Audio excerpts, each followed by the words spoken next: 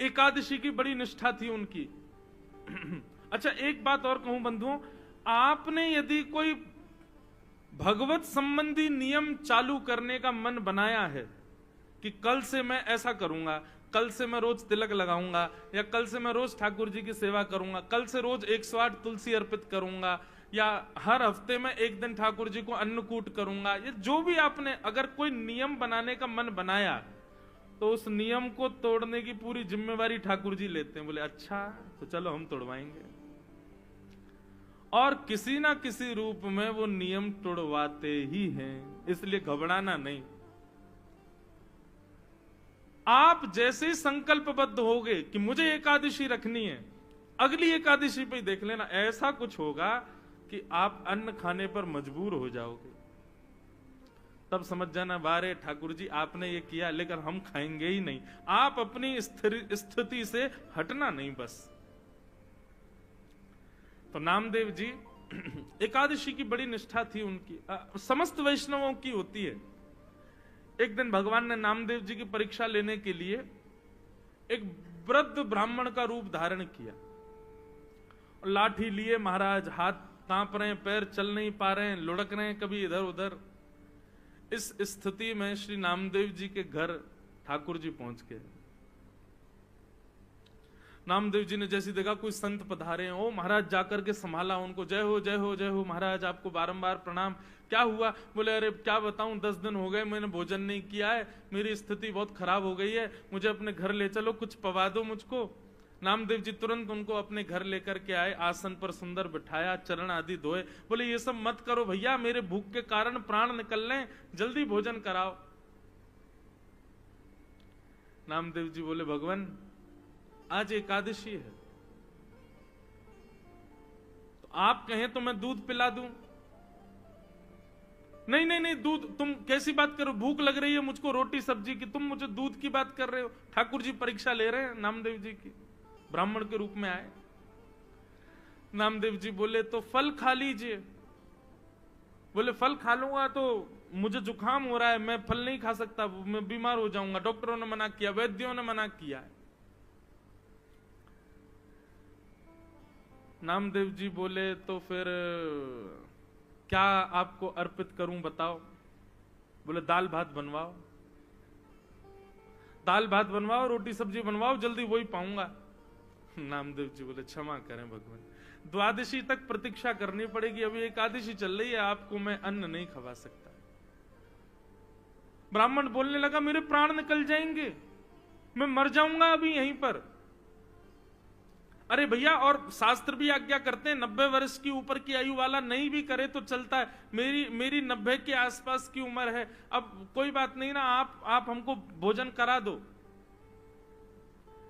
नामदेव जी बोले भैया क्षमा करें, ना हम खाएंगे ना हम खाने देंगे, ये एकादशी का नियम है, ये तो करना पड़ेगा आपको। बोले मेरे प्राण निकल जाएंगे, मर जाऊंगा, तुमको अच्छा लगेगा तुम्हारे घर पर आकर के कोई ब्राह्मण भूखा मर जाए?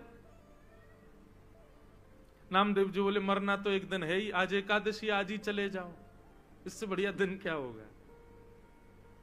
ब्राह्मण ने महाराज चिल्ला चिल्ला करके मोहल्ले वाले बुला लिए सारे। बोले देखो ये नामदेव अपने आप को बहुत बड़ा भक्त कहता है, पूरे पंढरपुर में इसके चर्चे होते हैं, ये भक्त है, देखो ये क्या कर रहा है। सबने कहा भैया क्या हो गया? नामदेव जी बोले आज एकादशी है, ये 10 दिन के भूखे हैं, कह रहे हैं भोजन कराओ, हम कह रहे हैं एकादशी है, द्वादशी तक प्रतीक्षा करो, और पाना है तो फल पालो, दूध पी लो। पड़ोसियों ने भी कहा नामदेव जी आप करो ना एकादशी, उनको क्यों करवा रहे हो जबरदस्ती, उनको बेचारों को दे दो जो भी है। नामदेव जी बोले क्षमा करो, मैं इनको अन्न नहीं दे सकता। अब तो मोहल्ले के लोग भी बुरा भला कहने लगे। बोले नामदेव ऐसी कौन सी भक्ति होती है कि तुम जबरदस्ती दूसरे के ऊपर थोप रहे हो कि करना ही पड़ेगा। सब लोग गए, महाराज जी आप चलो हमारे घर चलो, हम आपको बना के पवा देंगे। नामदेव जी सामने आ गए, बोले जाने भी नहीं दूंगा, मुझे पता चल जाए कि एकादशी और कोई अन्न खाने बैठ रहा तो मैं थाली उठा के भाग जाऊं, मैं नहीं खाने दूंगा। अब तो महाराज ठाकुर जी नाटक करने में तो ठाकुर जी एक नंबर है, हाथ पांव कांपने लगे ठाकुर जी के, और महाराज गिर पड़े, मुंह से झाग निकलने लगा, बोले नामदेव मेरे प्राण निकल रहे हैं, कुछ तो दे दो। अपने बच्चों को बैठाया, बोले सुनो कीर्तन करो। ठीक है, आप प्राण त्यागो, वैकुंठ में जाइयो, वहां जाके ठाकुर जी से कहना, वो पवाएंगे आपको। सब लोग नामदेव जी को गाली देने लगे, लेकिन नामदेव जी नहीं माने। और महाराज करते करते करते ठाकुर जी ने ब्राह्मण के वेश में ऐसा प्रतीत कराया कि उनके प्राण निकल गए। और जैसे ही प्राण निकले, मोहल्ले के लोग, पंढरपुर के लोग नामदेव जी को खड़ी खोटी सुनाने लगे। बोले अरे नामदेव, ब्रह्म हत्या लग गई तुझे। ऐसी कौन सी एकादशी है, ऐसी कौन सी एकादशी जिस पर तू इतना ज्यादा मचल रहा है?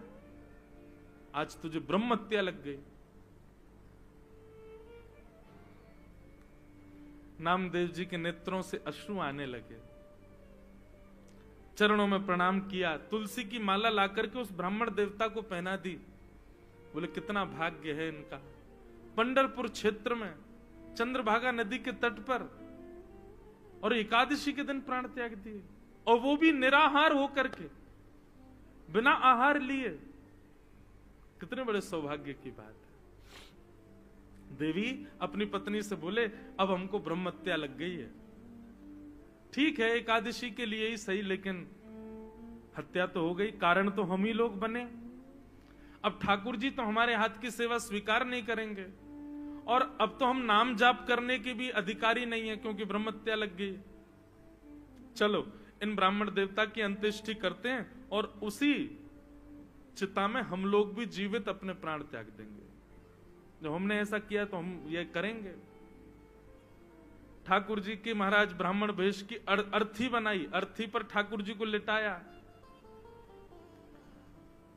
ठाकुर जी अब भी परीक्षा चली रही है ठाकुर जी की। सोचो कितनी स्थिति पहुंच गई, यहां तक तो कोई भी हम में से, आप में से कोई भी पिघल जाएगा, लेकिन नामदेव जी नहीं माने। सुंदर चिता लगाई, चिता पर ब्राह्मण देवता को बैठाया, अपने छोटे से पुत्र को बैठा दिया, अपनी पत्नी को बैठा दिया उसी चिता पर, और स्वयं भी बैठ गए। और पंडरीनाथ भगवान का स्मरण करते हुए, चंद्रभागा नदी को प्रणाम करके, अग्नि का एक सुंदर लकड़ा लेकर के स्वयं चिता में अग्नि लगा करके नामदेव जी हाथ जोड़ करके बैठ गए। जैसे ही अग्नि, अब भी ठाकुर जी सोच रहे थे कि कुछ तो होगा, नामदेव शायद बदल जाए, लेकिन नहीं, नामदेव जी तो पूरे तैयार थे प्राण त्यागने को। जैसे ही चिता की अग्नि नेक ठाकुर जी की कमर पर छुई होगी, सोई महाराज ब्राह्मण देवता तो उठ करके बैठ गए, नामदेव जी को खींच लिया, उनकी पत्नी को खींच लिया, बच्चों को खींच लिया। नामदेव जी महाराज देखने लगे क्या हुआ। तुरंत नामदेव जी को झलक दिख गई कि ब्राह्मण के रूप में साक्षात श्री पंडरीनाथ भगवान ही खड़े हैं। अपने हृदय से लगा लिया नामदेव जी को। सब गांव के लोग इकट्ठे हो गए देखने के लिए, और जैसे ही हृदय से लगाया, ऐसा प्रतीत हुआ एक क्षण के लिए दर्शन देकर के ठाकुर जी वहां से अंतर्ध्यान हो गए। सब ढूंढने लगे ब्राह्मण कहां गया, कहां गया। नामदेव जी ने बताया, बोले ब्राह्मण नहीं थे, श्री पंडरीनाथ ही आए थे, और हमारी एकादशी की परीक्षा लेने आए थे।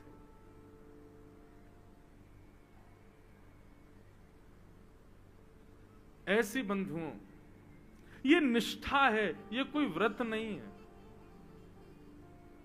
ये आपका प्रेम है ठाकुर जी के प्रति। उसको प्रेम की तरह ही इजहार करो उसका। नियम जब बन जाता है ना, तो वहां प्रेम नहीं रहता। ठीक है, एकादशी एक नियम है, पर उसको प्रेम की तरह पालन करो, कि हमारा प्रेम है ठाकुर जी के प्रति, कि हम आज आपके लिए हम अन्न नहीं पाएंगे। महीने में 2 बार हर वैष्णव अपने ठाकुर जी के लिए एकादशी का व्रत करते हैं। तो ऐसी एकादशी जरूर करनी चाहिए भैया। पहले हमसे भी नहीं होती थी, पर अब हमने भी प्रारंभ, कथा कहते कहते हमारे जीवन में भी भाव आया, अब हम भी करते हैं। और एकादशी के दिन बंधुओं, भैया इनको बोल दो ना, शांत हो जाए, हमारी कथा हो जाए, फिर बोलने। बोलो वृंदावन बिहारी लाल की। दूसरी बात एक और सुनिए बंधुओं, व्रत उस वस्तु का किया जाता है जिस वस्तु के बगैर आप रह नहीं सकते। प्राचीन काल में लोगों के पास में बहु साधन नहीं थे, केवल रोटी और सब्जी के लिए ही मानव जीता था। बच्चे प्राचीन काल में, आज से 100 वर्ष पहले भी, वो एक्साइटमेंट उनका तभी होता था जब मां चूल्हे में अग्नि लगाती थी। सब बच्चे बैठ जाते थे, अब हमको रोटी मिलेगी, अब हमको सब्जी मिलेगी। रोटी सब्जी ही साधन होता था, इसके अलावा करने को कुछ था ही नहीं। इसलिए प्राचीन काल में, प्राचीन भारत से या प्राचीन युगों से व्रत के रूप में अन्न का त्याग बताया गया। आज भी अन्न का त्याग ही व्रत है। पर मुझे ऐसा लगता है, ये शास्त्र की बात नहीं, ये मुझे ऐसा लगता है कि व्रत करना है तो उस वस्तु का करो जिसमें आप आसक्त हो। और आज की डेट में सबसे ज्यादा आसक्त व्यक्ति है इसके प्रति। इस बार की एकादशी तो ठीक है, अगली एकादशी, क्योंकि भोजन छोड़ना कोई बड़ी बात नहीं है आज की डेट में। मैं कितने घरों में जाता हूं, बच्चे पतले दुबले, मैंने कि माता जी इनको खिलाती क्यों नहीं, पूरे दिन फोन में लगा रहता है, खाता ही नहीं है, भूख ही नहीं लगती इसको। आजकल भोजन छोड़ना बड़ी बात नहीं है, 2-2 दिन भी लोग भूखे रह लेते हैं। आजकल बड़ी बात है 2 घंटे भी इसके बिना रहना। हम आपसे क्या कह रहे हैं, हम खुद व्यासपीठ पर लेके बैठे हैं, लेकिन हम तो इसलिए लेके बैठे हैं, बीच में कभी पद याद आ जाता है, वो पद सेव नहीं हो तो हम तुरंत निकाल करके फिर वो आपको सुनाना होता है, इसलिए हम रखते। बाकी रहता फ्लाइट मोड पे, और हमारा फोन किसी काम का है भी नहीं, जे हमारे पास रहता ही नहीं, औरों के पास ही रहता है। लेकिन फिर भी हूं तो मैं भी आप लोगों में से ही। एकादशी करनी है तो उस वस्तु की करो जिसके प्रति आपकी ज्यादा आसक्ति है। व्रत करना है तो उस वस्तु का करो जिसके प्रति आपका लगाव इतना है कि उसके बगैर आप रह ही नहीं पाते। और आज की डेट में इससे बड़ी एकादशी कोई नहीं। अगली एकादशी जितने बजे एकादशी तिथि प्रारंभ हो और जब तक द्वादशी ना आए, ब्राह्मण देवता से पूछ लेना कितने बजे एकादशी प्रारंभ होगी, इतने बजे हो रही है, और द्वादशी कब लगेगी, इतने बजे, उतनी देर फोन नहीं चलाना, तब आपकी एकादशी मानी जाएगी। मैं तो आजकल के युवाओं को यही बोलता हूं कि आप लोग अन्न वन्न तो कोई भी छोड़ लेगा, इसको छोड़ के दिखाओ। जिन जिन लोगों के अंदर व्यसन है, तंबाकू का व्यसन है, सिगरेट का व्यसन है, या फिर मदिरा का व्यसन है, और एक और बात, क्रोध का व्यसन है, बहुत क्रोध आता, हर दिन गुस्सा आता है, लोभ का व्यसन है, मोह का व्यसन है, ये सारे अवगुण आपको सबको पता है कि हमारे अंदर क्या है। व्रत करना है तो अगली एकादशी पर अपने उन अवगुणों का व्रत करना है। रोज क्रोध आता, आज क्रोध नहीं करेंगे, चाहे कोई कितना ही बुरा कर ले हमारे साथ, आज गुस्सा करना ही नहीं है। और बताएं, इंद्रियों का व्रत करो। कभी नेत्रों का व्रत करो। नेत्रों का व्रत कैसे कि आज नेत्रों से केवल भगवत संबंधी वस्तुओं का दर्शन करेंगे, सांसारिक वस्तुओं को नहीं देखेंगे। कानों का व्रत, आज कानों से केवल भगवत चर्चा, भगवत गुणानुवाद, भगवत संकीर्तन ही सुनेंगे, और कुछ नहीं सुनेंगे। जीव का तो आप लोग करते ही हो। इंद्रियों का व्रत अनेक प्रकार हैं बंधुओं, क्योंकि आजकल क्या होता है कि लोग अन्न छोड़ने की क्रिया करते हैं, लेकिन हृदय से तो दूसरा कोई खा रहा हो तो उससे कहते हैं, भाई सुन, तू उधर जा खा ले, हमारा व्रत है, तेरी थाली देख के हमारा मन कर रहा है, तू उधर खा, रोटी हमारे सामने मत खा। ये कोई व्रत है? नहीं। एकादशी निष्ठा है, एकादशी आपके प्रेम का प्रमाण है, उसको उसी प्रकार करो। मुझे बहुत अच्छा लगा सुन के, जब मुझे पता चला कि तांदूर के हमारे शारदा परिवार के और यहाँ के कई भाई लोग प्रभात फेरी करते हैं एकादशी के दिन। सब लोग सवेरे सवेरे 5 बजे, मुझे भी बुलाया था आज, लेकिन हम इतने थके रहते हैं, नहीं गया। पर यह अच्छी बात है, आप लोग किसी रूप में ही सही एकादशी का प्रारंभ इतना सुंदर कर रहे हैं, बहुत अच्छी बात है। हम तो कहेंगे ठाकुर जी आपको ऐसी शक्ति दें कि आपका ये नियम कभी ना टूटे, आपका भी ना टूटे, फिर आपके आने वाले वंश के बालक भी इस नियम का पालन करें और पूरे विश्व में, भारत में एक दिन ऐसा संतों को खबर लगे। तांदूर में एक हमारे बहन भाइयों की ऐसी पूरी एक मंडली है जो हर एकादशी को प्रभात फेरी करती है। आपका ये नियम सदा बना रहे, अच्छी बात है। तो भैया एकादशी निष्ठा इसको जरूर कीजिए। यदि आज तक नहीं करते हैं तो आज तो अब निकल गया, अब आगे से प्रारंभ करो। एकादशी के दिन बहुत ध्यान पूर्वक, निष्ठा पूर्वक ठाकुर जी का व्रत करो।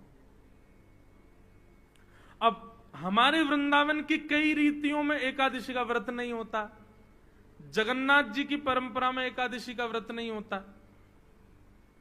लोग कहते हैं महाराज जी जगन्नाथपुरी में, अब आप अगर स्कंद पुराण पढ़ेंगे तो वहां पर तो लिखा है कि अगर आप एकादशी के दिन जगन्नाथपुरी में हो तो आप बहुत बड़े भाग्यशाली हो कि आप जगन्नाथपुरी में हो। तो बोले क्या करना चाहिए?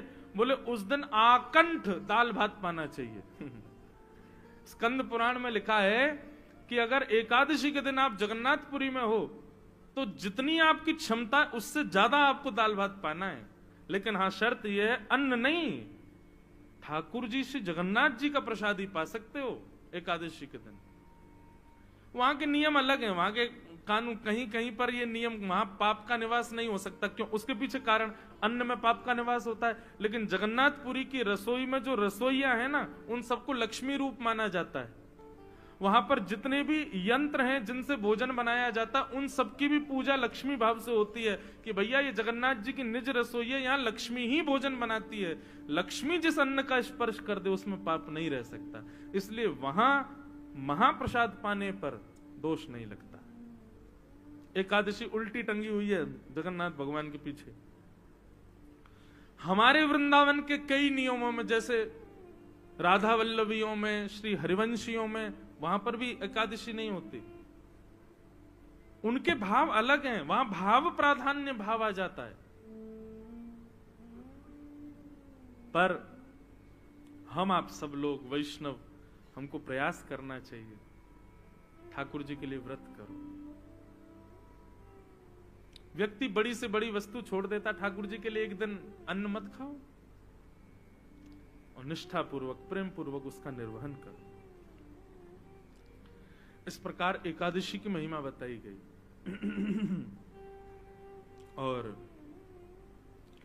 यहां से प्रारंभ हुआ भागवत का प्राण प्रसंग, रास पंचाध्याय।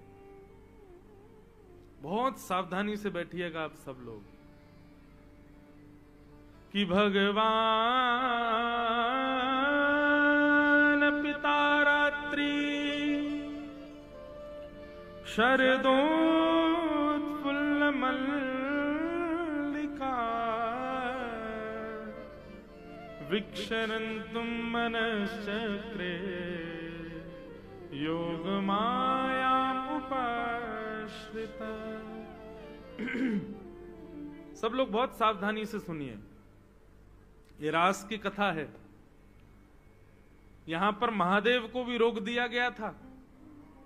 आप लोग तो सामान्य जीव हो, इसलिए थोड़ा विचार कीजिएगा और बहुत सावधानी से सुनिएगा। अब जो हम प्रसंग सुनने जा रहे हैं बंधुओं, रास पंचाध्याय, इसको श्रीमद् भागवत का प्राण माना गया है। श्रीमद् भागवत यानी श्री कृष्ण का हृदय है रास पंचाध्याय। और उसमें भी गोपी गीत तो निज हृदय है ठाकुर जी का। इसलिए इसको बहुत सावधानी से सुनिएगा, कहीं आपके हृदय में कोई संशय उत्पन्न ना हो जाए। ठाकुर जी की इस लीला को यदि आपने आधा अधूरा या कुभाव से सुना ना, तो निश्चित है आपके हृदय में कोई दूषित भाव उत्पन्न हो जाएगा और दोष लगेगा फिर। इसलिए बहुत सावधानी से सुनिएगा। रास पंचाध्याय का सबसे पहला अक्षर क्या है कि भगवान अपिता रात्रि।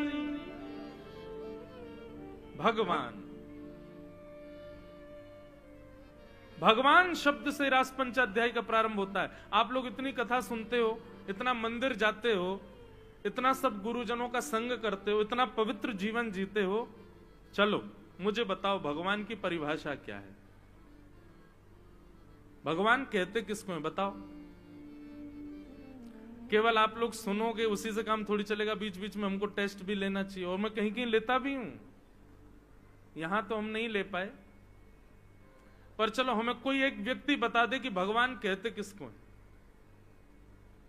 आप कहोगे मोर मुकुट वंशी वारे भगवान, लाओ अभी मुझे दो, मैं पहन के बन जाऊं भगवान। वस्त्र आवरण भगवान नहीं होते हैं, भगवान कहते किसको है? 6 ऐश्वर्यों से जो संपन्न हैं, 6 भग जिनके पास हैं, उनको भगवान कहते हैं। जैसे बल के अधिष्ठाता को बलवान कहते हैं, धन के अधिष्ठाता को धनवान कहते हैं, ठीक वैसे ही 6 भग जिनके पास हैं वो भगवान। और ये षड भग कौन कौन से हैं? ये 6 ऐश्वर्य कौन कौन से हैं? उत्पत्ति प्रलयम चैव भूतानाम अगति गति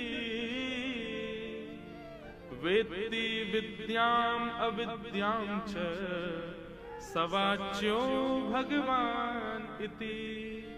याद रखिएगा, जिसको ये पता है कि सृष्टि कब बनी थी और जिसको ये पता है कि संहार कब होगा, पता से नहीं, जो सृष्टि का आदि है, निर्माता है, और जिसके ही आदि हो, जिसके ही अधीन ये सृष्टि है, जब वो चाहे तब इसको तहस नहस कर सकता है। ये 2 लक्षण जिसके पास है। एक बार हम स्कूल में जब पढ़ते थे तो हल्ला मचा था 2012 में पृथ्वी खत्म हो जाएगी, और फिर एक हॉलीवुड ने मूवी भी बना दी, लोग बाग डरते रहे, फिर हुआ 2020 में खत्म हो जाएगी, अब 2024 चल रहा, अभी तक तो कुछ हुआ नहीं। अभी ऐसा आ रहा है कहीं कहीं से, भारत में ही सुनने को मिल रहा 2026 में खत्म हो जाएगा सब। भविष्य मल्लिका नाम के ग्रंथ में लिखा है कि ऐसा होगा, वो होगा, पृथ्वी पर जय हो जाएगा। मुझे आप एक बात बताइए, सर्वनाश अभी नहीं हो रहा है क्या? हर क्षण सर्वनाश हो रहा है हम लोगों का। सूर्य दिन व दिन तेज युक्त होते जा रहे हैं, ग्लोबल वार्मिंग हो रही है, बर्फीले पहाड़ अपने पिघलते जा रहे हैं। चलो ये तो वातावरण की बात है, मानवों को देख लो, 100 वर्ष की आयु मिली है हम लोगों को, कौन जी रहा है 100 वर्ष? 100 से 90 पे आ गए, 90 से 80 पे आ गए, 80 से 70 पे आ गए। आजकल तो 25 वर्ष के बालक को 4 दिन पहले हार्ट अटैक आया। 25 वर्ष के बालक को, आप सबके बालकों को मैं देखता हूं, 3-3 वर्ष के बालक के आंखों में चश्मा लगा हुआ है, 3 वर्ष के बालक की आंखों में चश्मा। ये सर्वनाश नहीं हो रहा हम लोगों का? हम हर दिन प्रलय की ओर जा रहे हैं। क्यों? रोज के तब ऐसा होगा, तब ऐसा, कुछ ना कुछ हो ही रहा है हमेशा। हर साल एक नई चीज होती है। आजकल कोविड आ गया, अब तो कोरोना बड़ा साधारण हो गया, किसी को भी हो जाता है। जब आया था तब तो बड़ा भयावह स्वरूप था, मंजर था। तो भैया ये तो प्रकृति का नियम है, हर दिन कम हो रहा है, सब कुछ घटता ही जा रहा है।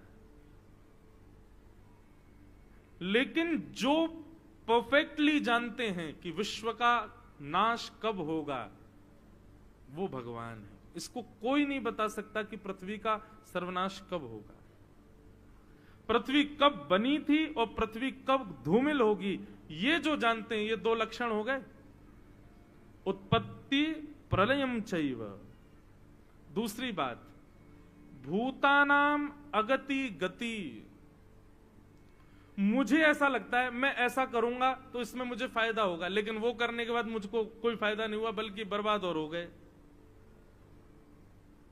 मतलब आपने खूब जन्म पत्री दिखवाई, ब्राह्मणों से पूछा, सारे शुभ काम किए, लेकिन फिर भी उस काम में आपको लॉस हो गया। क्यों? क्योंकि कितने भी भविष्य कथन करने वाले हों, भविष्य कथन करने वाले हों, आपकी कहां गति होगी, कहां अगति होगी, ये कोई नहीं बता सकता।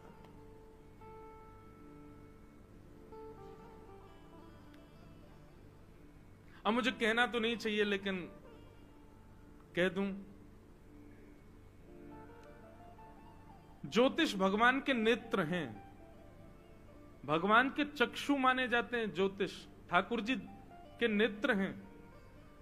पर उसका प्रयोग, ज्योतिष का प्रयोग ऐसी खाली पीली बैठे हमेशा नहीं करते रहना चाहिए। न बता दो कल मैं जा रहा हूं वहां पे होगा कि नहीं, कल ये होगा कि नहीं। अब हम लोग ब्राह्मण वेश में रहते हैं, बगलबंदी धोती पहनते हैं, तिलक लगाते हैं, तो जो अब आजकल तो कथाएं वथाएं सुनते रहते हैं, लोग पहचान जाते हैं। एयरपोर्ट पे ट्रेन में जाएं तो महाराज जी कथा करते हैं, और जो नहीं जानते वो सीधे आप पंडित जी हैं। मैं हाँ, जन्म पत्री देखना आती है आपको, हाथ देखना आता है। सारे इंजीनियर सॉफ्टवेयर बनाने वाली थोड़ी होते हैं, ऐसी सारे ब्राह्मण हाथ देखने वाली थोड़ी होते हैं।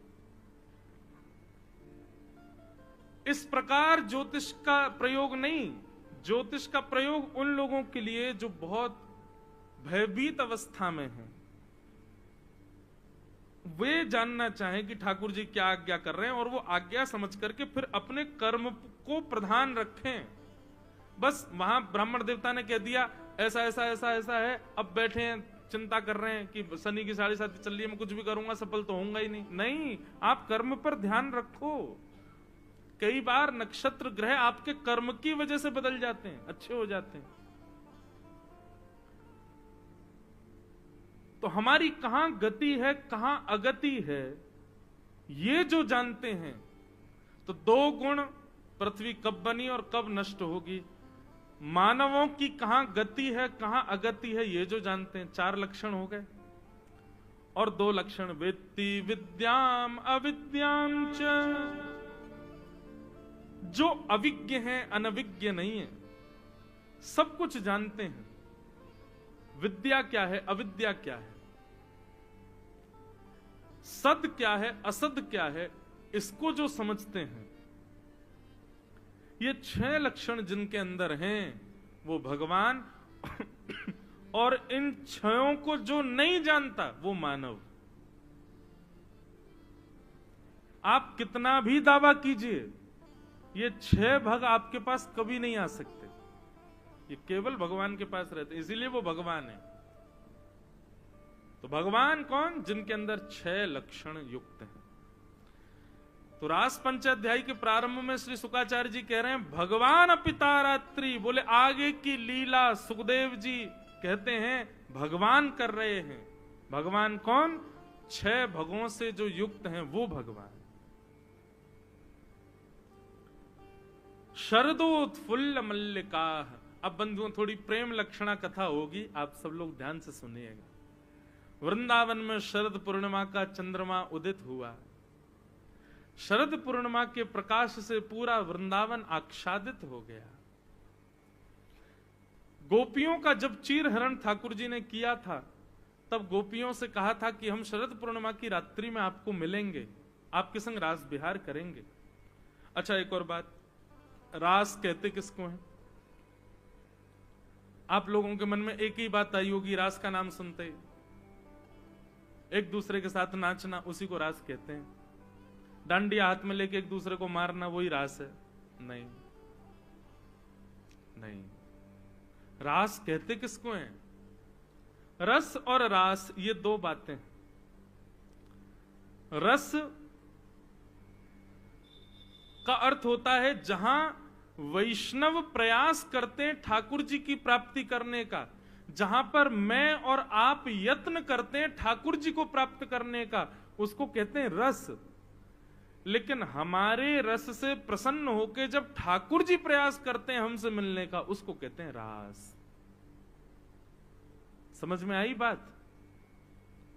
आप प्रयत्न कर रहे हो कि मुझे ठाकुर जी मिले, मुझे राधारमण जी मिले, मुझे श्रीनाथ जी मिले, मैं उनका दर्शन करूं, मैं वृंदावन जाऊं, मैं नाथ द्वार जाऊं, मैं मथुरा जाऊं, मैं गोकुल जाऊं, ये रस है।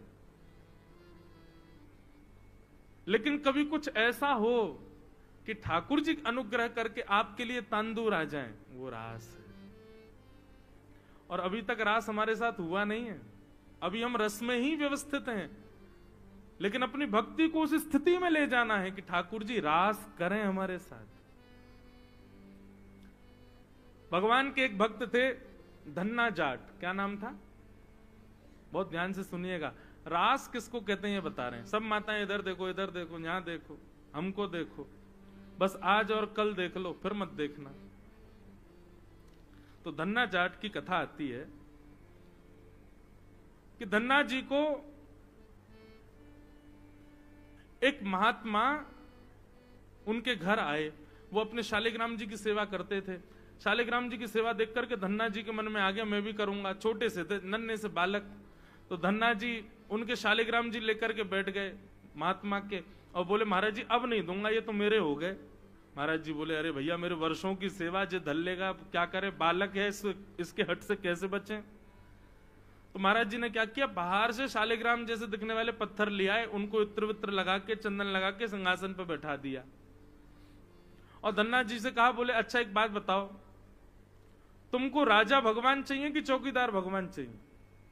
धन्ना जी बोले राजा भगवान चाहिए। बोले राजा भगवान वो है जो सिंहासन पर बैठे हैं, और तुम जो हाथ में लिए घूम रहे हो ये चौकीदार भगवान है।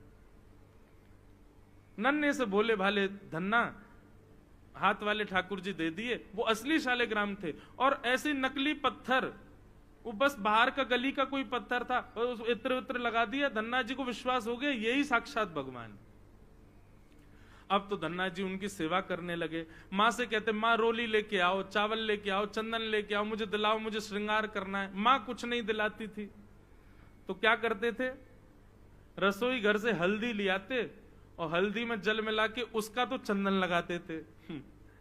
और ईंटा होते, ईंट को तोड़ के, उसको लाल लाल ईंट होती है, उसको घिस करके तिलक बन जाता, वो तिलक लगा देते अपने ठाकुर जी को। और माँ जो थाली लगा करके धन्ना को देती थी ना, वो थाली लेकर के धन्ना जी अपने ठाकुर जी के पास जाते और कहते ठाकुर जी आप भोग लगा लो।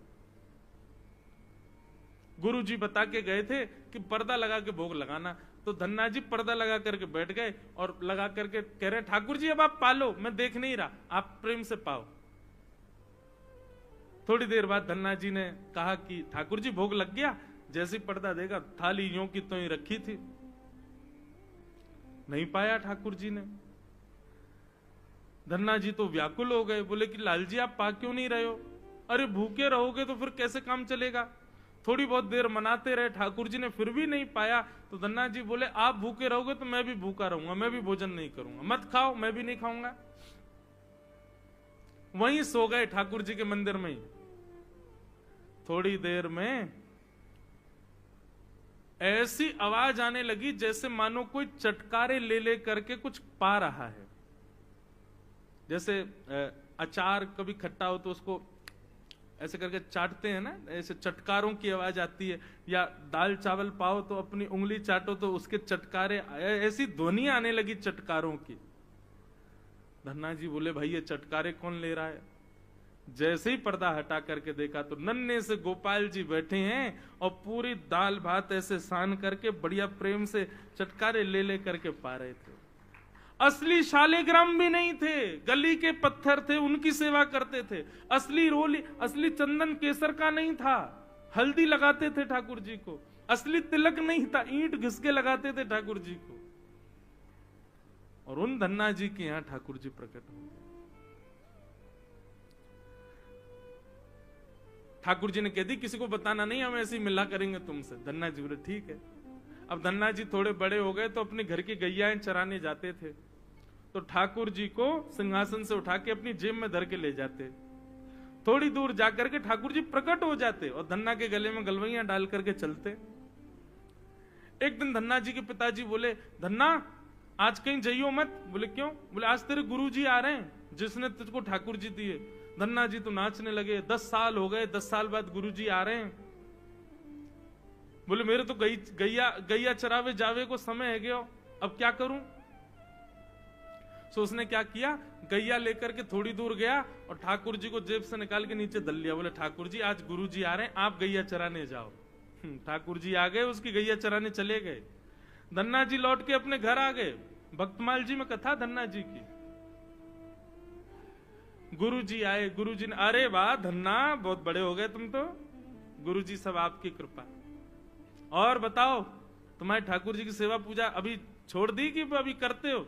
नहीं गुरुजी आप देखे गए थे, बिल्कुल करता हूं। ये देखो उनका मंदिर, ये देखो उनका सिंहासन, ये देखो उनका बीड़ा भोग, ये देखो उनका प्रसादी, ये देखो झारी जी। संत बोले ठाकुर जी कहां हैं? बोले वो तो गैया चरावे गए हैं। संत बोले मतलब? बोले ठाकुर जी गैया चराने जाते हैं मेरे संग, आज आप आ रहे थे इसलिए मैं नहीं गया, ठाकुर जी अकेले चले गए। महात्मा बोले ऐसी बात बना रहा है, ठाकुर जी कहां से जाएंगे गैया चराने? बोले गए हैं, मैं आपको दिखाऊं? वो दिखा, लेकर के संत को गया। खेत में गैया चर रही थी, वहीं वृक्ष के नीचे ठाकुर जी बैठे थे। धन्ना जी के गुरु जी को नहीं दिख रहे थे। गुरु जी देखो वो बैठे ठाकुर जी। गुरु जी बोले मुझे तो दिख ही नहीं रहे। दौड़ करके धन्ना जी गए, बोले ठाकुर जी गुरु जी आए, जिन्होंने आपको मुझे दिया वो आए, आप दिख जाओ उनको। आहा, धन्ना जी की बात मान करके ठाकुर जी प्रकट हो गए, उनके गुरुदेव को दर्शन दिए।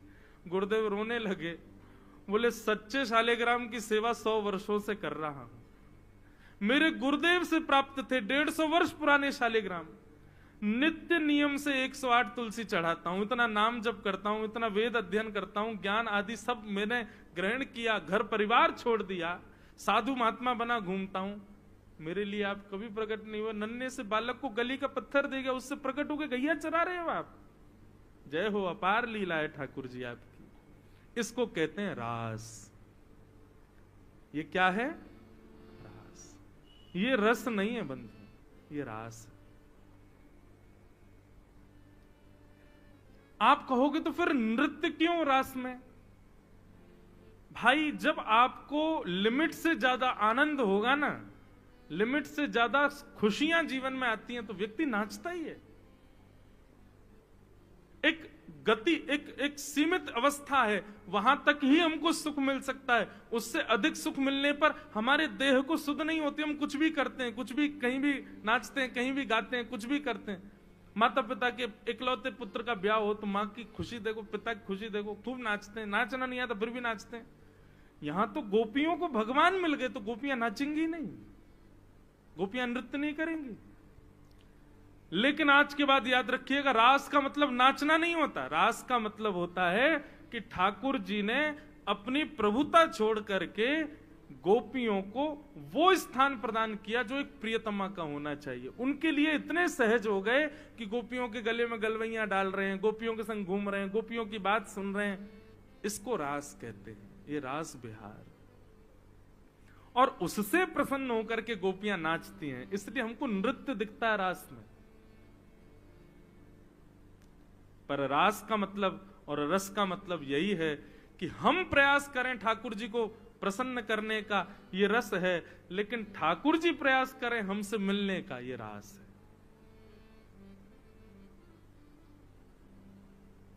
सब गोपियां, मैंने कल भी बताया था, ये त्रेता युग के सब संत हैं।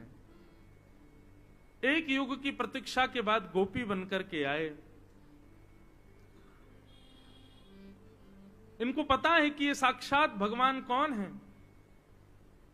ये नंद नंदन के बेटा नहीं है, ये यशोदा जी के बेटा नहीं है, साक्षात भगवान है। इनसे तो संबंध बनाना पड़ेगा। और इसी के लिए गोपियां कात्यायनी पूजा करती हैं, यमुना में स्नान करती हैं कि हमको कृष्ण प्राप्त हो जाएं। ठाकुर जी ने शरद पूर्णिमा का आश्वासन दिया कि शरद पूर्णिमा की रात्रि को हम आपसे मिलेंगे।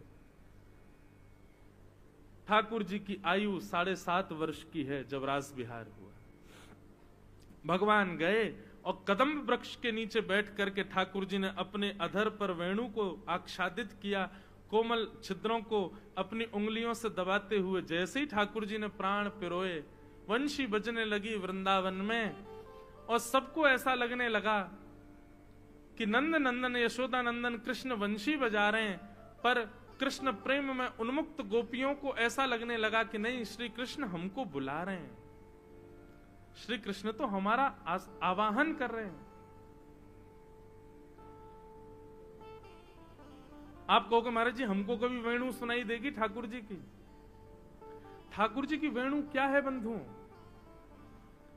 ये जितने भी वैष्णवाचार्यों को आप सुनते हैं, जितने भी कथा प्रवक्ताओं को आप सुनते हैं, जितने भी गुरुजनों के प्रवचन आप सुनते हैं, यदि वो प्रवचन आपके जीवन पर असर डालते हैं और आपके अंदर ऐसा भाव प्रकट करते हैं, नहीं मुझे ये करना ही है, वही ठाकुर जी की वेणु है, वही ठाकुर जी की वंशी है।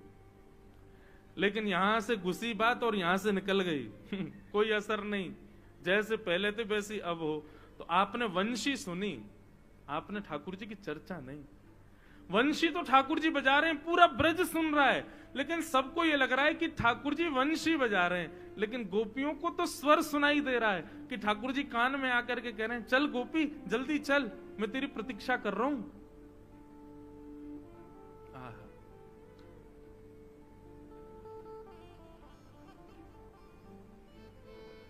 जिस दिन कथा ना लगे, केवल एक प्रवचन तक ना लगे, ऐसा भाव उत्पन्न करे चित्त में कि ये मेरे लिए आज्ञा है, तब मानो कि ठाकुर जी अनुग्रह कर रहे हैं। भगवान ने वंशी बजाई, वंशी सुनकर के सब गोपियां अपने अपने घर को छोड़ के भागी। कोई दूध काट रही थी, कोई अपना श्रृंगार कर रही थी, कोई वस्त्र पहन रही थी, कोई पति को भोजन करा रही थी, कोई बालकों को खिला रही थी, सब अपने अपने कार्यों में थी। लेकिन कैसी स्थिति सुनो, जैसे ही वेणु सुनाई दी, उस कार्य को तुरंत वहीं रोक करके सीधी भागी ठाकुर जी के पास। मतलब प्रेम की इतनी ऊंची अवस्था है कि ये भी विचार नहीं कर रही है कि इस काम को संभाल लें फिर हम जाएं ना, ठाकुर जी ने पुकारा, तुरंत भागी। और कोई बहुत सुंदर बन करके गई हैं गोपियां, ऐसा नहीं। गोपियों के रूप का वर्णन यदि आप करें या रूप देखना चाहें, रास बिहार में जितनी गोपियां आई तो उनके रूप कैसे थे? बोले एक गोपी के एक ही आंख में काजल लगा है, एक गोपी ने एक ही कान में कुंडल पहना है, किसी गोपी के वस्त्र अस्त व्यस्त हैं, किसी गोपी के आधे केश खुले हैं, आधे गुथे हुए हैं।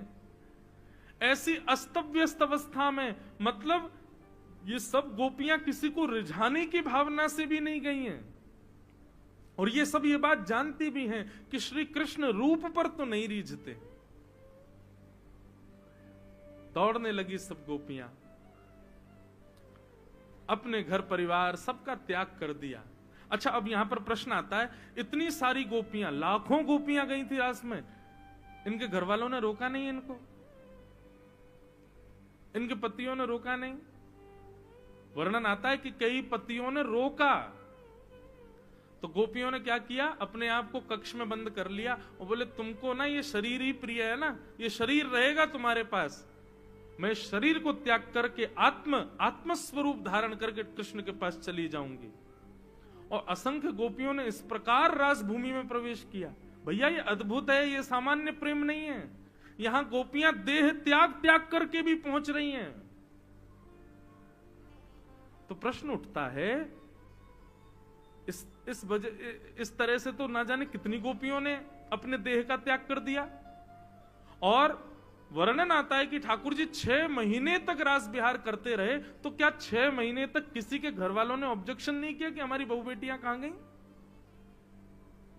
तब वर्णन आता है, योग मायाम उपाश्रित। वैष्णो देवी, जिनको आप सब पूजते हैं, पूरा भारत पूजता है, ये वैष्णवी देवी हैं। वैष्णव मतलब मैंने कल बताया था ना, जो विष्णु का, जो नारायण का, जो ठाकुर जी का, उसको वैष्णव कहते हैं। वो वैष्णवी हैं, वो ठाकुर जी की हैं। जितनी गोपियां रास बिहार में गई हैं, उतनी गोपियों का रूप धारण करके वैष्णवी देवी ही पूरे ब्रजमंडल में बैठी। सबको ऐसा लग रहा, हमारी मैया तो ये घूम रही, हमारी बहन तो ये घूम रही, हमारी बहू तो ये घूम रही, लेकिन वास्तविक तो वे सब कृष्ण के पास थीं। उनका छद्म भेष धारण करके योग माया पूरे ब्रजमंडल में बैठी है।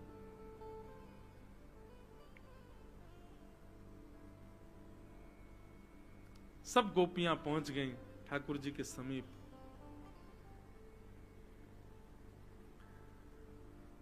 भगवान ने सबसे पहले तो स्वागत किया, स्वागतम वो महाभाग प्रियम किम करिवाणी व्रजस्यानामयं कश्चित् ब्रूतागमन कारणम्। बहुत सुंदर भाव। ठाकुर जी ने कहा आइए आइए आइए, स्वागत है सब गोपियों का। लेकिन क्या मैं आप लोगों के इतनी रात में अपने अपने घर परिवार छोड़ के, पतियों को छोड़ के, बच्चों को छोड़ के यहां आने का कारण पूछ सकता हूं? मैंने कल भी कहा था बंधुओं कि रास बिहार में आई हुई गोपियों की आयु 6 वर्ष से लेकर के 100 वर्ष तक की है। इसका मतलब ये रास बिहार कोई स्त्री के रूप या किसी युवावस्था का ये रास बिहार नहीं है। हर अवस्था की गोपी है वहां पर।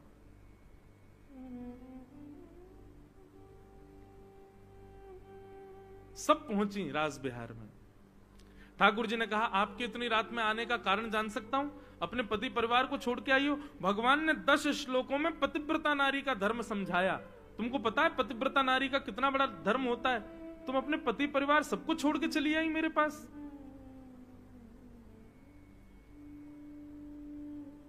भगवान ने एक कथा सुनाई। पता है पतिव्रता नारी कैसी होती है, कितनी बलवान होती है? एक पतिव्रता नारी थी, उसके पति अग्निहोत्र करते थे, रोज हवन करते थे। एक दिन थकान की वजह से अग्निहोत्र करके पत्नी से बोला थोड़ा पंखा झल दो, मैं सो रहा हूं, मुझे नींद आ रही है। और पत्नी की गोद में ही सर रख करके पति सो गया। पत्नी पंखा झल रही थी, अपने पति को सुला रही है। इतने में ही उसका 1 वर्ष का बालक जो चलना नहीं जानता, घुटमुन चलता है, वो उस अग्निकुंड की ओर जाने लगा। अब वो ना तो कुछ कह सकती है ना उठ सकती है। चिल्लाएगी तो पति की नींद उठेगी, खुलेगी, उठ करके जाएगी तो भी पति उठ जाएगा। उसने नेत्र बंद करके अग्निदेव से प्रार्थना की, यदि मेरे पातिव्रत धर्म में बल हो, मेरे बालक की रक्षा करना। थोड़ी देर बाद जब दौड़ करके गई तो बालक अग्निकुंड के आसपास खेल रहा था। उसने कहा अभी अभी तो हवन हुआ, अंगार होंगे, कहीं जल तो नहीं गया मेरा बालक। दौड़ करके गई तो अग्निकुंड की ओर जब देखा तो अंगार पुष्प बन गए थे और बालक उनसे खेल रहा था। ठाकुर जी ये धर्म समझाते हैं गोपियों को। ये पतिव्रता नारी का धर्म है। एकई धर्म एकई व्रत नेमा, काया वचन मन पति पद प्रेमा। अच्छा एक बात बोलूं, आप लोग बुरा नहीं मानना। जब ये इस प्रकार की बात करता हूं ना, जहां पर महिलाओं को ही समझाया जाए तो कई माताएं मेरी विद्रोही हो जाती हैं। एक जगह तो एक मैया ने मुझे पकड़ लिया, बोले इधर आओ। मैंने कहा जी कहो। बोले तुम्हारे सारे धर्म शास्त्र और सब जगह केवल हम ही को ही क्यों समझाए, पुरुषों को क्यों नहीं समझाते हो कभी? केवल हम समझें कि पतिव्रता नारी कौन होती है और घर परिवार कैसे संभाला जाता है। माँ भीष्म पितामह भी महाभारत में स्त्रियों को ही समझा रहे हैं, रामायण में भी सब जगह स्त्रियां ये नहीं करें, ये नहीं करें, ऐसा नहीं करें, ये करें, इस प्रकार रहें। ये सारे नियम कानून हमारे लिए ही क्यों हैं? कभी पुरुषों को क्यों नहीं समझाया जाता? देखो माताएं, आपसे हाथ जोड़ के निवेदन करते हुए कहें, जिम्मेवार व्यक्ति को ही जिम्मेदारियां दी जाती हैं, गैर जिम्मेवार व्यक्ति को जिम्मेदारी नहीं दी जाती। माताओं के ऊपर बहुत बड़ी जिम्मेवारी है, इसीलिए सारी जिम्मेदारियां उन्हीं को ही बताई जाती हैं। अगर ये सारी बात उल्टी होती, पुरुषों के लिए ही होती, तो पृथ्वी का बहुत समय पहले ही प्रलय हो चुका होता। अभी तक हम लोग जी रहे हैं, पृथ्वी आगे बढ़ रही है, सब कुछ चल रहा है ठीक ठाक सब। आपको पता है कर्म में पुरुष बंधा ही इसलिए क्योंकि एक मां उसके पास है, एक बहन उसके पास है और एक पत्नी उसके पास है। कर्म में अग्रसर करना एक मां सिखाती है, एक बहन सिखाती है और एक पत्नी सिखाती है। जब ब्याह नहीं होता तो माता और बहन यही लोग पढ़ने के लिए, यही लोग आगे बढ़ने के लिए, यही लोग जीवन में कुछ बनने के लिए आज्ञा करते हैं। और जब हम कुछ बन जाते हैं तो फिर ब्याह हो जाता है। फिर जो बने हैं उसको संभाल करके और सुंदर बनने के लिए पत्नी आज्ञा करती है। निर्माण तो यही करती हैं, इसीलिए जिम्मेवारियां भी उन्हीं को ही समझाई जाती हैं कि भाई 3 परिवार हैं तुम्हारे ऊपर, पिता का, पति का और पुत्र का, तीनों को आपको संभालना है। इसलिए इतना सारा महिलाओं को समझाया जाता है, माताओं को समझाया जाता है।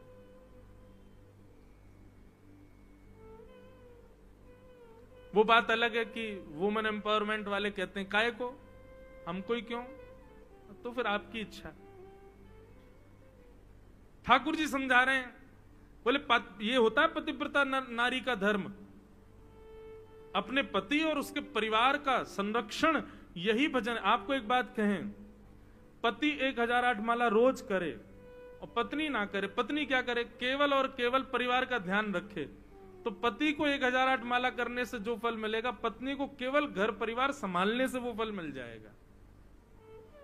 लेकिन हम भाई लोग इतने गैर जिम्मेवार, 1000 तो बहुत ऊपर की बात, 1 माला नहीं करें हम, तो फिर हमारे बट की भी माताओं को ही करनी पड़ती। इसलिए मंदिरों में, कथाओं में, भजन स्थलों पर सब माताएं ही जाती हैं, क्योंकि पुरुष करते ही नहीं। अब यहाँ इतनी सारी माताएं बैठी हैं और पुरुष देखो नेक से कोने में बैठे हैं। क्यों? धर्म, भगवान कहते हैं यदा यदा ही धर्मस्य ग्लानिर्भवति भारत अप्युत्थानम धर्मस्य तदात्मानं सृजाम्यहम्। धर्म संस्थापनार्थाय संभवामि युगे युगे। मैं धर्म की स्थापना करने के लिए युग युग में आता हूं। ठाकुर जी तो स्थापना करके चले गए, फिर धर्म का रक्षण कौन करता है?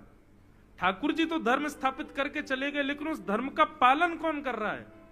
वास्तव में ठाकुर जी धर्म स्थापित करके गए और अब उस धर्म की रक्षा माताएं कर रही हैं, भाई लोग नहीं कर रहे हैं। माताएं ही धर्म की रक्षा कर रही हैं।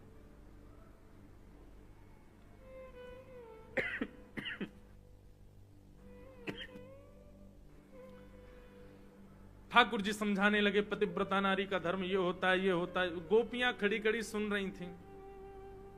जैसे भगवान के प्रवचन पूरे हुए, गोपियां बोली अब हम कुछ बोलें? ठाकुर जी बोले बोलो। तब गोपियां कहती हैं कि मैवं विभोरहति भवान गदितुं निशंसम् संत्यज्य सर्व विषयांस्तव पादमूलम् भक्ता भजस्व दुर्वग्रहमान् त्यजस्मान् देवो यथादि पुरुषो भजते मुमुक्षु। गोपियां कहती हैं श्याम सुंदर, आप ये पतिव्रता नारी का धर्म हमको क्यों समझा रहे हो? क्या आया आपके मन में जो आप हमको ये सब समझा रहे हो? क्या आपको ऐसा लगता है हम पतिव्रता नहीं है? या आपके मन में ये बात आ रही है कि हम व्यभिचारिणी हैं, पर पुरुष गमन कर रही हैं? तो आप बिल्कुल गलत हो। सबसे पहली बात तो आप पुरुष नहीं हो,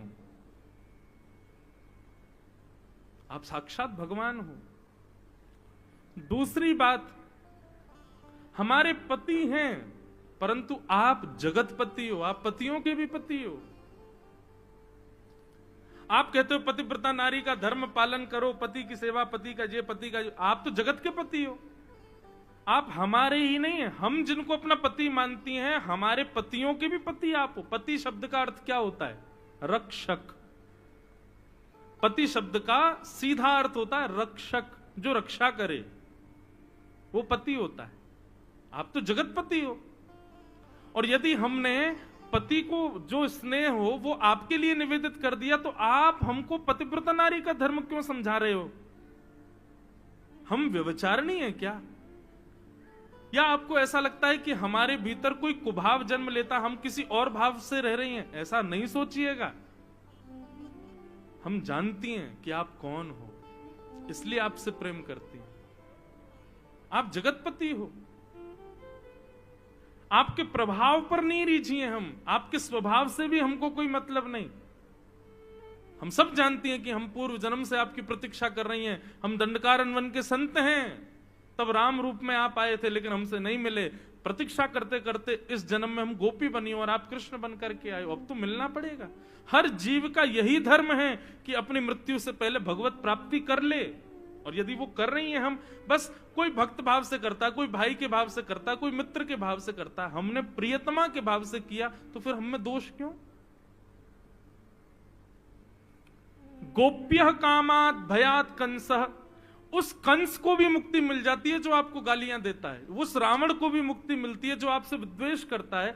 विद्वेषी आपको प्राप्त कर सकते हैं, लेकिन प्रेम करने वाली हम गोपियां, आप हमको पतिव्रता नारी का धर्म समझा रहे हो। आपने कंस को तो नहीं समझाया था जो आपको गालियां देता था। आपने उन राक्षसों को कभी नहीं समझाया जो आपसे विद्वेष करते। हम प्रेम करने वाली गोपियां क्यों समझा रहे हो आप हमको? और सुनिए, एक कथा हम भी सुनाती हैं। आपने बहुत अच्छी कथा सुनाई पतिव्रता नारी की, एक कथा हमसे और सुनो। एक पत्नी थी, उसका ब्याह हुआ, एक कन्या थी, उसका ब्याह हुआ। पति ब्याह करते ही बोला कि मुझे 5 वर्ष के लिए विदेश जाना है, लेकिन मैं अकेला जाऊंगा, तुम नहीं जाओगी। पत्नी तो रोने लगी, अरे मैं अकेले कहां रहूंगी, आपसे ब्याह करके आई हूं, आप तो रहो कम से कम, या मुझे संग ले चलो। बोले वहां व्यवस्था नहीं है, मैं तुमको नहीं ले जा, 5 वर्ष की बात है, न्यू निकल जाएंगे 5 वर्ष तो। बहुत रोने लगी तो पति ने अपनी जैसी दिखने वाली एक मूर्ति बनवाई मूर्तिकार से, और कहा जैसे हम भगवान की अनुपस्थिति में उनकी मूर्ति में भगवान मान के सेवा करते हैं, ऐसी 5 वर्ष तक तुम इसी को मुझे समझ लेना, और इसकी सेवा करो, इसको नहलाओ, इसको खिलाओ, इससे बातें करो, जो तुमको मन भावे। ये तुम्हारा पति है 5 वर्ष के लिए। पत्नी को थोड़ा संतोष हो गया, ठीक है। 5 वर्ष तक वो उस मूर्ति की ही पूजा करती है, मूर्ति से ही बातें करती है, मूर्ति के संग ही सोती है, मूर्ति को खिलाती है। 5 वर्ष बाद आज वो अपने मूर्ति वाले पति को सुला रही थी। उसका भाव दृढ़ हो गया था कि ये मेरे पति हैं।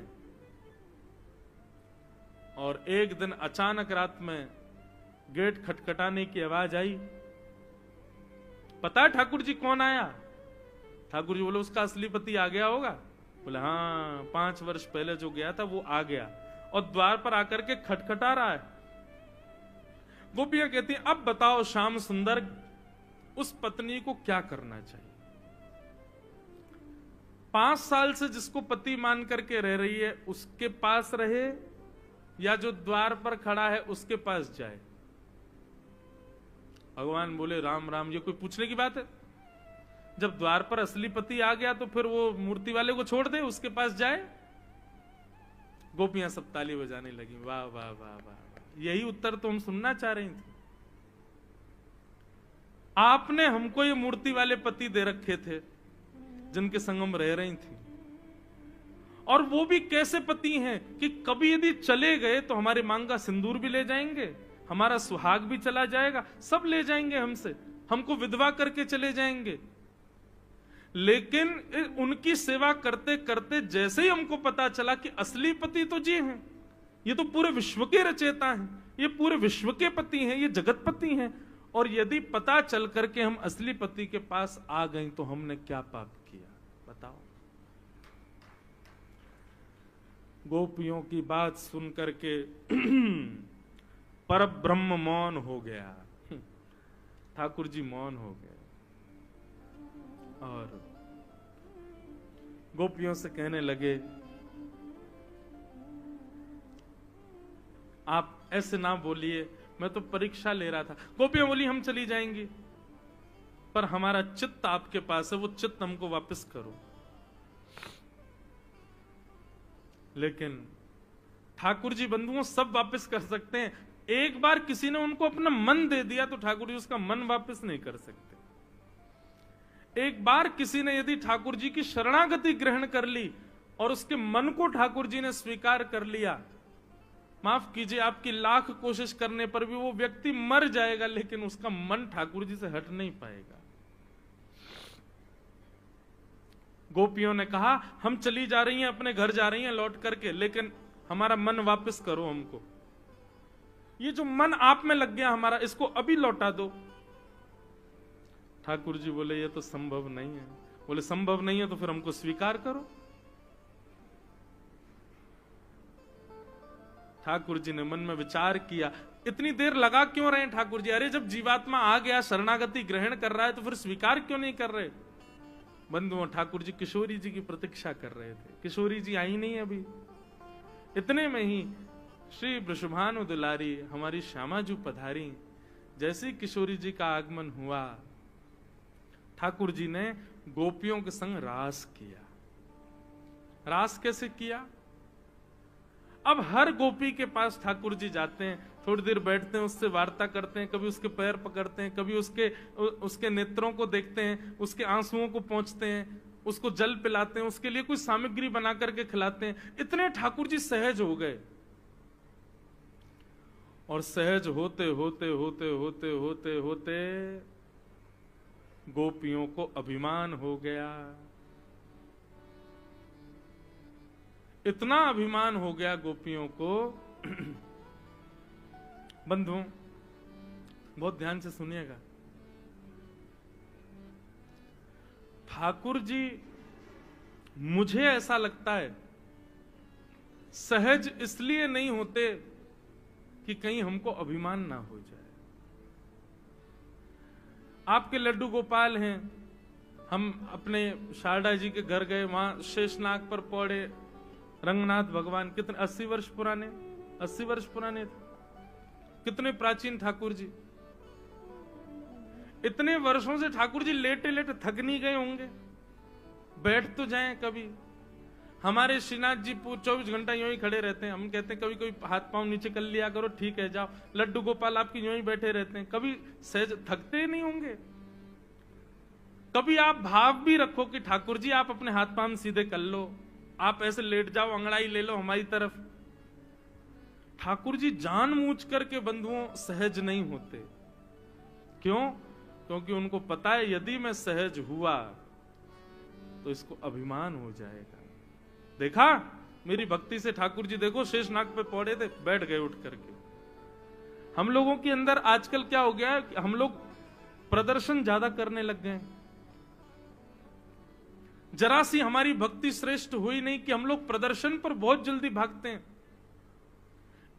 और प्रदर्शन अभिमानी व्यक्ति ही करता है। इसलिए ठाकुर जी हमारे मान की रक्षा के लिए एक ही आसन पर बैठे रहते हैं, ऐसे लड्डू गोपाल बने रहते हैं। कभी कभी आप नहलाते होंगे, बेचारे गिर जाते होंगे, हाथ से लगती होगी उनको, लेकिन फिर भी यूं ही बैठे रहते। नहीं, मैंने जरा भी आ भी कर दी तो ये पूरे नगर में गाया आएगा, मेरे ठाकुर जी ने आ करी। कई जगह मैं वीडियोस वगैरह आती हैं, देखता रहता हूं। लोग वाग अपने ठाकुर जी को दूध पिलाते हैं। अब वो दूध कहीं से नीचे चला जाता होगा, पूरी वीडियो बना देते, देखो हमारे ठाकुर जी दूध पी रहे हैं, देखो हमारे ठाकुर जी ऐसे कर रहे हैं, देखो हमारे ठाकुर। बंधुओं, ये सब अभिमान को जन्म देता है कि देखो मेरी भक्ति की सामर्थ्य, मेरे ठाकुर जी ऐसा कर रहे हैं। और यही अभिमान, यही मान ठाकुर जी को प्रिय नहीं। इसलिए ठाकुर जी असहज रहते, सहज नहीं होते।